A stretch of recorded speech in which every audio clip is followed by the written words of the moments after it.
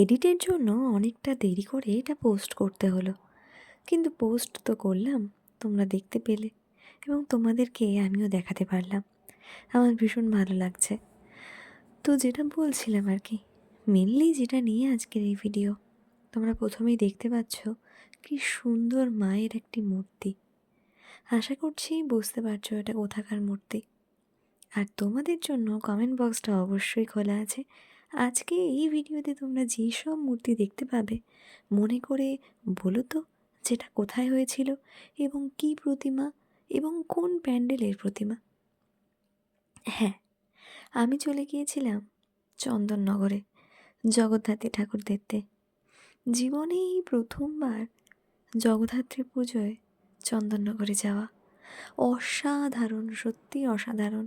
ছোট থেকে শুনে আসছি যে জগদ্ধাত্রী পুজো চন্দননগরে ভীষণ বিখ্যাত, কিন্তু কখনোই যাওয়ার সুযোগ হয়ে ওঠেনি। কিন্তু এইবার চলে গিয়েছিলাম, এইবার অর্থাৎ 2024 সালে।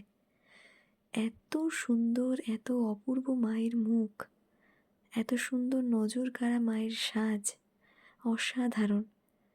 আমার তো ইচ্ছা আছে প্রত্যেক বছর চন্দননগর যাব, বারবার ফিরে যাব তোমার কাছে। আর তোমরা বলবে কোথা থেকে দেখলাম, অর্থাৎ কোন প্যান্ডেলের ঠাকুর দেখলাম, আর কোন কোন প্যান্ডেলের ঠাকুর তোমরা দেখতে পাচ্ছ এখন এই ভিডিওতে। যাই হোক, জগদ্ধাত্রী পুজোয় তোমরা কারা কারা চন্দননগর যাও আর কেমন লাগে চন্দননগরের পুজো?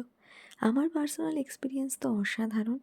আর কি দারুণ আলোকসজ্জা, মায়ের সাজ, সমস্ত প্যান্ডেলের পরিকল্পনা, মানুষজনের ব্যবহার এবং সমস্ত কিছু সামগ্রিকভাবে চন্দননগর অসাধারণ। যদিও সেবারে বেশি হাঁটার জন্য দেখতে পারিনি, মানে অর্থাৎ শর্ট টাইম ছিল হাতে, তাই জন্য খুব তাড়াতাড়ি গিয়ে তাড়াতাড়ি কিছু ঠাকুর দেখে বেরিয়ে আসতে হয়েছিল।